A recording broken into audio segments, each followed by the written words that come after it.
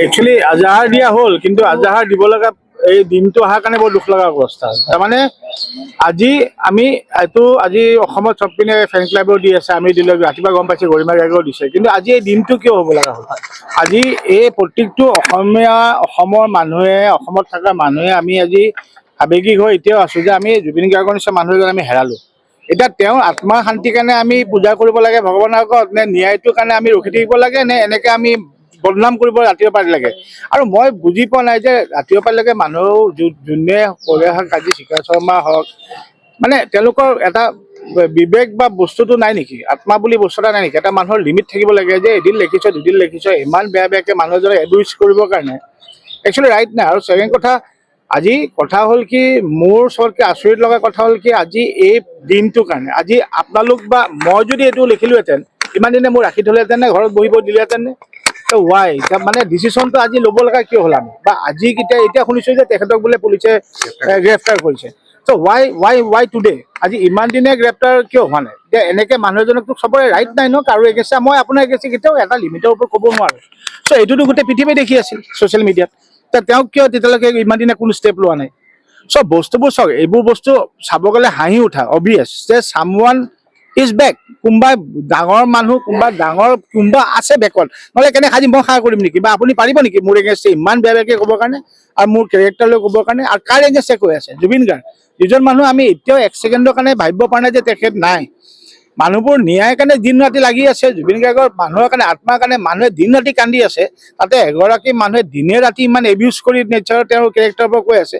চ' এইচব কথা একচুৱেলি মানুহবোৰ কেনেকুৱা হয় চাওক, আপোনালোকেও গম পাই আছে, আমিও গম পাই আছোঁ, ন' ওৱান ইজ ফুল। কোনো বুৰ্বক নহয়, ফুল নহয়। আপোনালোকৰ হাত বান্ধা আছে, ক'ব নোৱাৰে কিছুমান কথা। আমি কিছুমান কথা ক'ব পাৰোঁ, সেইকাৰণে কৈছোঁ যে এইটো বস্তু অবভিয়াছলি ওলাই গৈছে যে ছামৱান বেকত নাথাকিলে এজন মানুহে এনেকৈ শান নাপায় কাৰোবাৰ কথা ক'বৰ কাৰণে।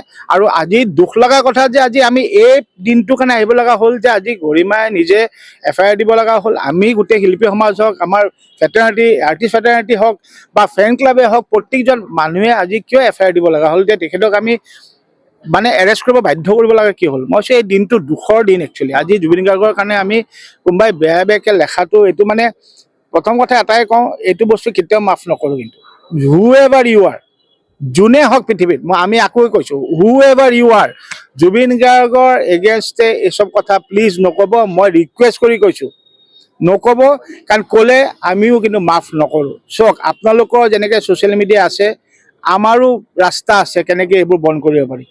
চ' এইটো একচুৱেলি ৰিকুৱেষ্ট কৰিব নালাগে, তথাপিও মই ৰিকুৱেষ্ট কৰিছোঁ, প্লিজ হাতযোৰ কৰি কৈছোঁ, এইবোৰ নকৰিব, মানুহক এইবোৰ নকৰিব আপোনালোকে। এতিয়া আমি যিটো বিচাৰি আছোঁ, ন্যায়টোহে বিচাৰি আছোঁ। আমি ন্যায়টোত লাগি থাকোঁ, ন্যায়টো হ'ব বুলি আমি চবে আশা ৰাখি থাকোঁ। তাৰ বাহিৰে আমি ভাবোঁ আৰু এতিয়া জুবিন গাৰ্গক বদনাম কৰা বা জুবিন গাৰ্গৰ নিগেটিভ বস্তু লোৱাটো আমি ৰিকুৱেষ্ট কৰোঁ, আপোনালোকে নকৰিব। আৰু কৰিলে কিন্তু আমিও কঠোৰ হ'ব পাৰিম, আমিও কিন্তু টান ৰাস্তা ল'ম। কিন্তু এইটো ৰাজনীতি নেতাই হওক, আৰ্মি নেতাই হওক, পুলিচৰে হওক, এনিবডি, কিন্তু পাৱাৰফুল মানুহ বেকত নাথাকিলে কাৰো খা নাই। মই কৈছোঁ ন, আপোনালোকৰো খা নাই, মিডিয়া মানুহ হয়, আমাৰতো নায়েই। মইতো কালি দুদিন লিখি প্ৰমাণ দি দিওঁ নেকি? থাৰ্ড ডেট এখন দেখিবা মই ইয়াতে ভিতৰত। কালি যদি মই যদি ইয়াতে এনেকৈ লিখি দিওঁ কাৰোবাৰ এগেইনষ্টে ইমান বেয়াকৈ, আৰু তেওঁলোকৰ ভাষাটো দেখিছে, আপোনালোকে চবেই পঢ়ি আছে ছ'চিয়েল মিডিয়া, যে ইমান যদি বেয়াকৈ কাৰোবাৰ এগেইনষ্টে লেখোঁ, মোকতো দুদিনতে আনি ভৰাই থৈ দিব।